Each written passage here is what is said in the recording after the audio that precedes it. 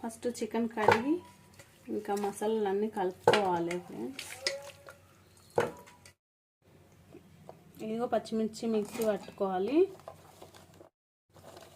ఇదిగో పుదీనా, కొత్తిమీర ఇవన్నీ మిక్సీ పట్టుకోవాలి. పచ్చిమిర్చి పేస్ట్ వేసిన తర్వాత ఉప్పు వేసుకోవాలి, పసుపు, మసాలాలు వేసుకోవాలి. ఇలాచి, లవంగ, సాజీరా, చెక్క, జాపత్రి ఇవన్నీ వేసుకోవాలి. ధనియాల పొడి వేసుకోవాలి. కొంచెం చికెన్ మసాలా కూడా వేసుకోవాలి, టేస్ట్ బాగుంటుంది. ఇప్పుడు పెరుగు వేసుకోవాలి. వేసుకున్న తర్వాత ఇంకా మొత్తం కలుపుకోవాలి. ఇదిగో అల్లం వెల్లిగడ్డ పేస్ట్,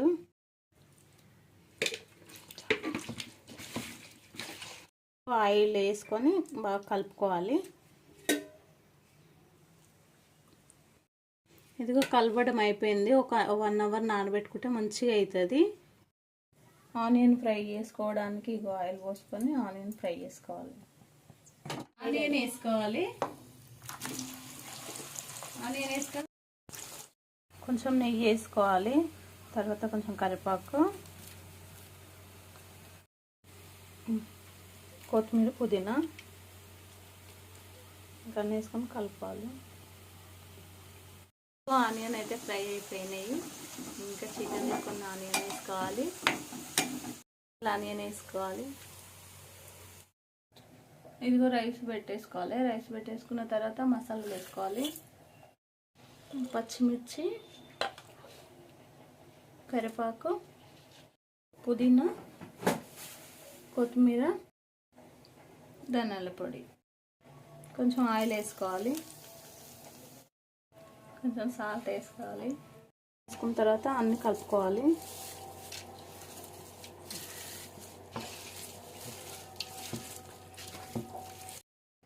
ఇదిగో రైస్ అయితే అయ్యింది. ఇంకొకటి ఇలా చుంచితే తెలుస్తుంది రైస్ అయిందో. ఉడికిన తర్వాత ఒక రౌండ్ వేసుకోవాలి.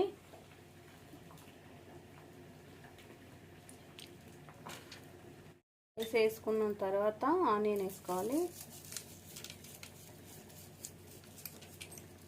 తర్వాత పుదీనా, కొత్తిమీర 80% ఉడికిన తర్వాత ఇంకా మొత్తం వేసేసుకొని రైస్ మొత్తం వేసేసుకున్న తర్వాత ఇప్పుడు లాస్ట్లో దమ్ కట్టేసేయాలి. వేసుకోవాలి పుదీనా, కొత్తిమీర, ఒక స్పూన్ నెయ్యి వేసుకోవాలి.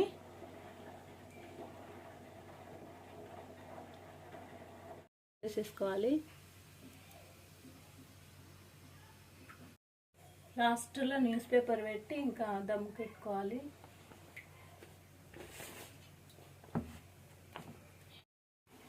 పిండి లేకుండా ఇట్లా పేపర్ తోటి అయినా దమ్ము పెట్టచ్చు. పెంక పెట్టాలి. పెంక పెట్టేసి దమ్ముకు పెడితే మంచిగా మాడకుండా, చికెన్ మాడకుండా మంచిగా అవుతుంది. మొత్తం ఒక 40 మినిట్స్ దమ్ పెట్టుకుంటే సరిపోతుంది. ఒక 20 మినిట్స్ హై మంట, ఒక 20 మినిట్స్ సిమ్లో పెట్టుకుంటే సరిపోతుంది. ఇదిగో మా బిర్యానీ అయితే ఇంకా రెడీ అయ్యింది. చాలా బాగుంటుంది ఫ్రెండ్స్. ఇంకా మీరు కూడా ఒకసారి ట్రై చేయండి. ట్రై చేసి ఎలా వచ్చిందో కామెంట్ చేయండి.